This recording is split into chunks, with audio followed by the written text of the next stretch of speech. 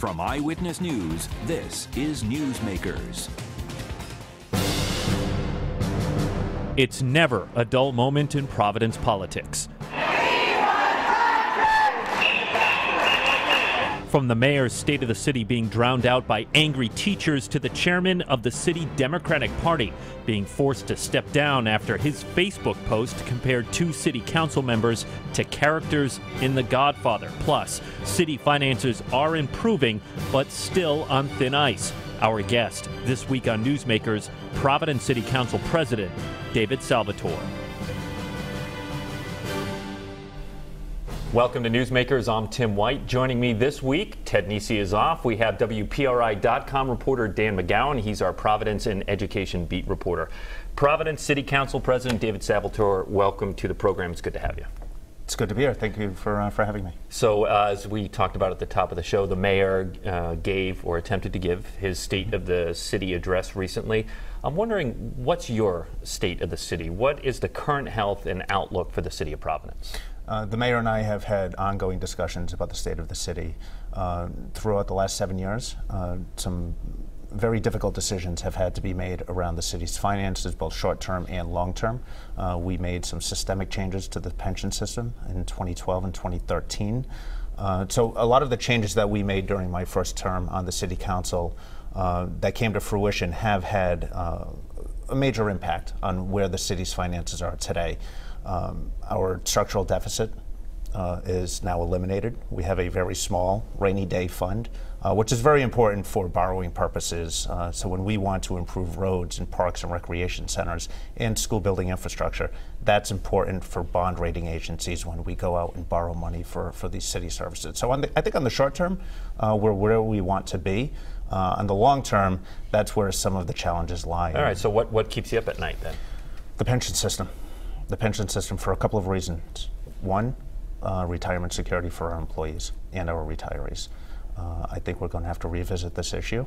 Some of my colleagues on the council have brought it to my attention again. As you know, I chaired the subcommittee in 2012. Under the Tavares administration. Under the Tavares administration and Michael Solomon as the president. Again, we made some of the necessary changes at the time.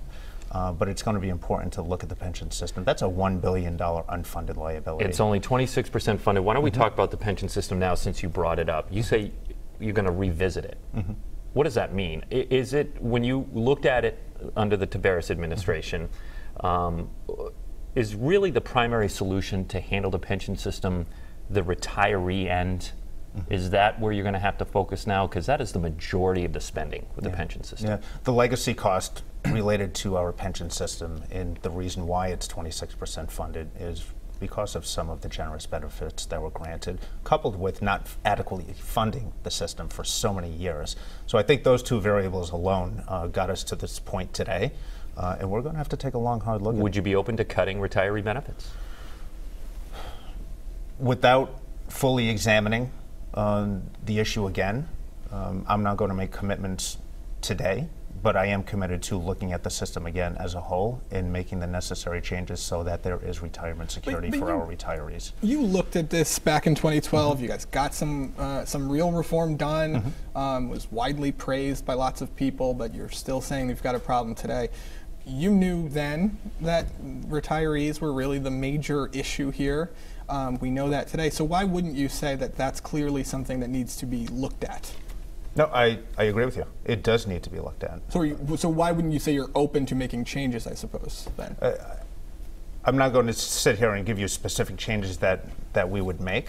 I think it's important to, again, examine the system as a whole. It's 26% funded, as you referenced, Tim. Again, my colleagues, working in collaboration with the mayor, we're going to have to take, a long, hard look at this.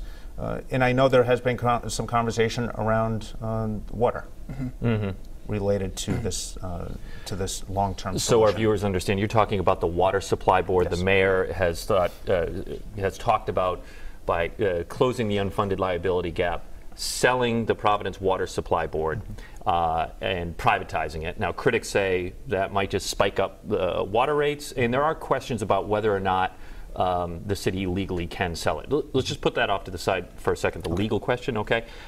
Are you fundamentally open to selling the Providence Water Supply Board? I am fundamentally opposed to selling the Water Supply Board. What I am open to is structuring a plan that leases the Water Supply Board, and I can't get into specifics at this time without General Assembly approval. But my colleagues on the City Council and I have made it clear that we are opposed to privatizing our water. You know the General Assembly pretty well. You've actually worked there. The Speaker last year had no appetite for doing anything with water. What makes you think this year or next year will be different? Yeah, I think that this needs to be a collaborative effort. I think the city needs to sit down with the other municipalities that are impacted. Tim referenced rate changes that could be impacted. So we need buy-in from the other mayors, and we need to sit down and have a conversation with them and ask them, how is this going to impact their constituencies? But I think if this plan is structured properly and there is ongoing communication, I can't see why we could move forward with a plan that works for everyone. You know this is seen as a bailout for Providence, right? Because the idea is a large influx of money that you would then put into the pension fund that starts returning. It raises your funding levels, things like that. So how in the world is it not a bailout for Providence? It's not a bailout because we are the capital city. What does that mean? We're the capital city in terms of what happens from an economic perspective in the city of Providence impacts all of Rhode Islanders. Okay, so when folks say that this would be a bailout only for Providence, I would respectfully disagree, since most of the jobs that we have generated and are looking to generate are in the capital city in Providence. So a ripple effect answers Sure. what you're saying. Yeah. Let's shift gears to education. Sure. Okay, the mayor and superintendent released a strategic plan for schools setting what they called ambitious goals for students, including the district wants 33% of its students to be reading proficiently, 25% of them to be doing math at grade level by 2021. Is 33% a high enough bar for you? I haven't seen the plan yet. Based on conversations with experts in education, some folks are telling me that that bar could be raised. Without seeing the plan, I can't sit here today and tell you that I can see how this plan would be carried out. Obviously, this will require resources. I am happy that the mayor has put out a strategic vision for the district. Our kids deserve the best education possible, coupled with these are folks young people who we need to train for 21st century jobs, and we, quite frankly, have not done a good job of doing that in the capital city. So the mayor and I certainly agree that more has to be done around education, and I'm looking forward to learning more about the plan that he The mayor has said he wants a flexible schedule with Providence teachers. He's going through this negotiation with them right now. He hasn't really defined what that looks like, but most experts think that means extending the school day. Do you think that Providence should extend the school day, maybe an hour? Yeah. Let's take a look at other school districts. Let's take a look at other school districts in the Northeast and around the country, and let's find out what's working. This can't be a Providence-specific issue.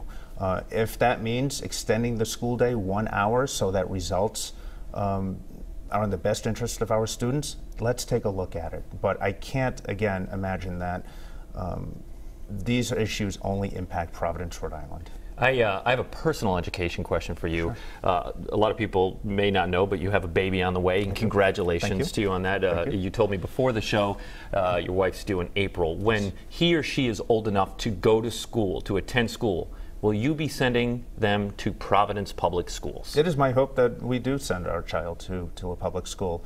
I'm not going to sit here and let you know where we're going to be in 10 or 15 years. But of course, I mean, look, our traditional public schools... As a parent, I got to tell you, it comes quicker than 10 to 15 years. Okay, it'll happen in like 5 years or so. But anyway, keep going. Look, our teachers in Providence, they put in 110%, and I would put them up against any teacher in the state of Rhode Island. These are hardworking folks, and they're challenged every day with a lot of the socioeconomic disparities that face many Rhode Islanders. And here in the capital city, our teachers, again, are showing up, they're educating our children. And I know this firsthand because I have 3 schools in my ward. I have 2 elementary schools and a high school, and I spend a considerable amount of time, and I see the dedication and the commitment that they've made. So again, I'm proud of the fact that our teachers are committed to education in Providence, and I'm confident that PTU and the mayor will sit down and they'll come to an agreement. You saw in the open, the teachers obviously were there, really shouted down the mayor throughout his State of the City address. Do you think they acted inappropriately by doing that? I think this is a perfect example of where communication has to improve. I think the union and the administration should have collaborated earlier. It was a tense and stressful situation for everyone. I thought the mayor did a very good job under the circumstances for delivering that speech. But again, this is a highly charged issue. Okay, anytime there are negotiations for a contract, folks are going to express their views. And again, the teachers were exercising their First Amendment rights, and it wasn't my responsibility to tell them that they could not do that. Well, let me ask you about that. I mean, I know you've only been holding the City Council President gavel since December, so not too long.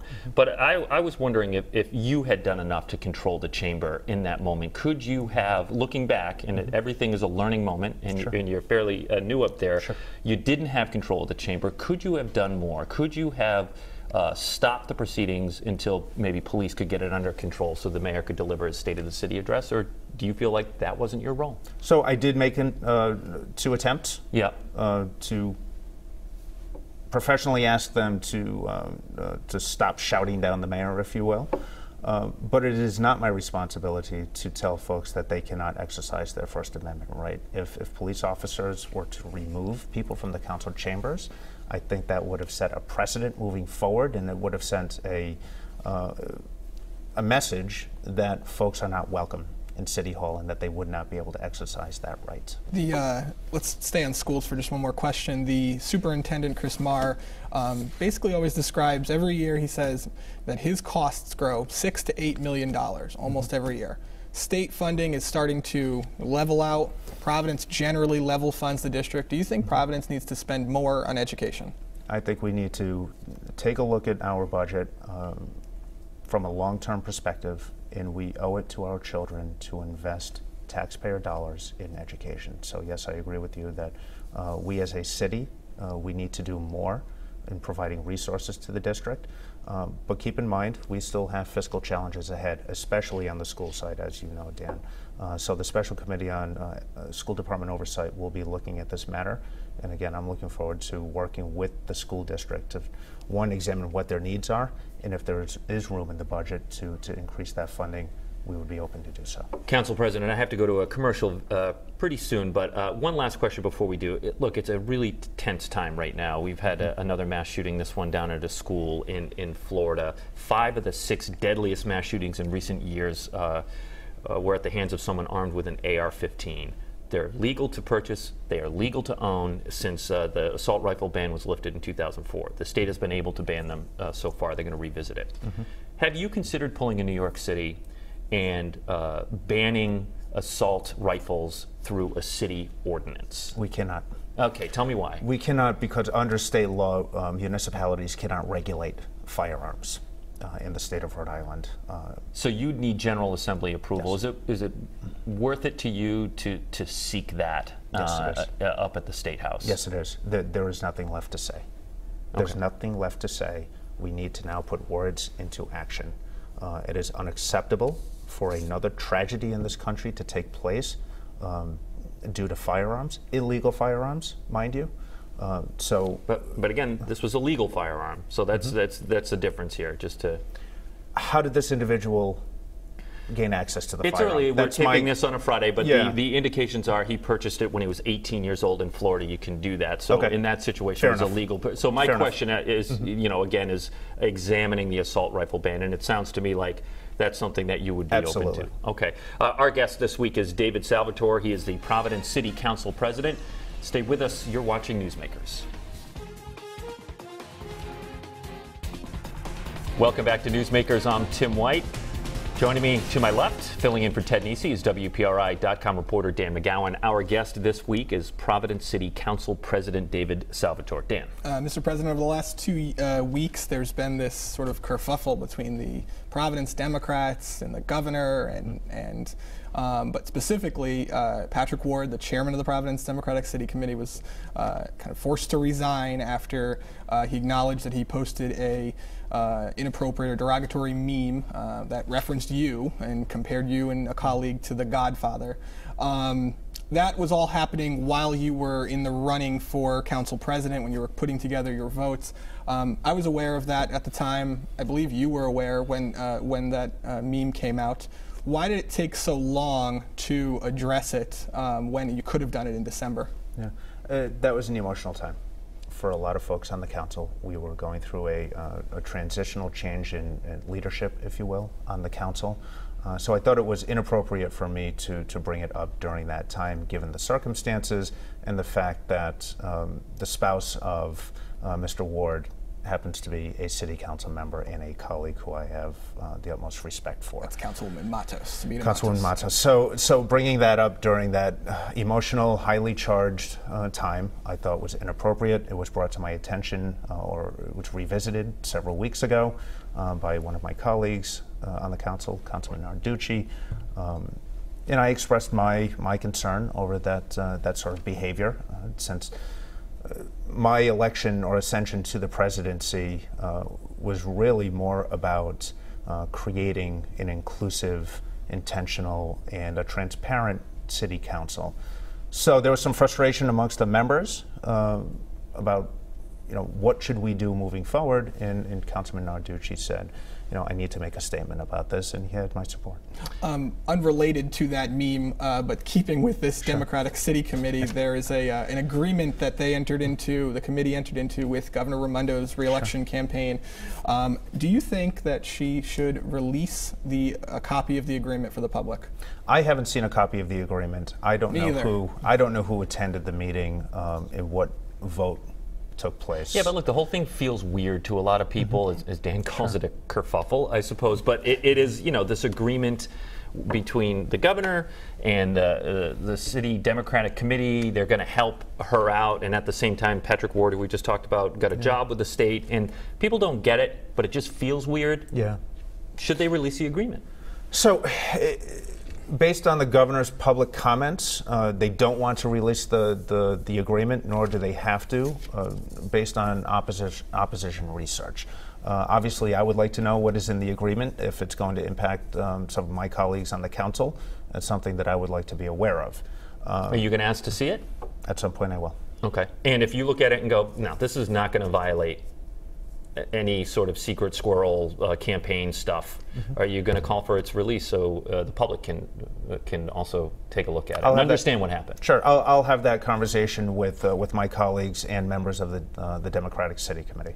I want to talk about the police department. The city council passed an ordinance dealing with oversight of the police department. I want to focus on the para aspect. This is the 9-member Providence External Review Authority that is authorized to have oversight of the police department.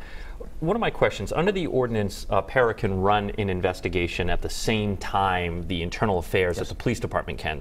Are you comfortable with having a parallel investigation? This, city police officials say this is a recipe for disaster. They need to be able to do their work and interview the witnesses without another body doing the same thing. Are you okay with a parallel investigation, or should para have to hold off until the police department's done? So prior to the passage of the para ordinance, a few tweaks were made recently. It was brought to my attention that this could be a potential issue.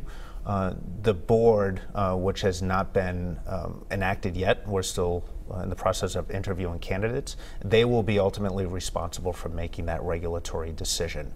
I'm looking forward to, once we make the appointments. That won't be a lot of comfort for the head of the police department. It'll be up to the board. That still gives them the power. So it sounds like you're comfortable with it, a parallel investigation. Not necessarily. Again, I think the board, we are going to, as a city council, empower the board to make decisions that are in the best interest of public safety. Okay, and that's going to require a lot of communication between the two. There are strong advocates who were strongly communicating to us as council members their support for the PCPRA, the former CSA, and also bringing back to life a dormant board that has been inactivated for over 10 years now.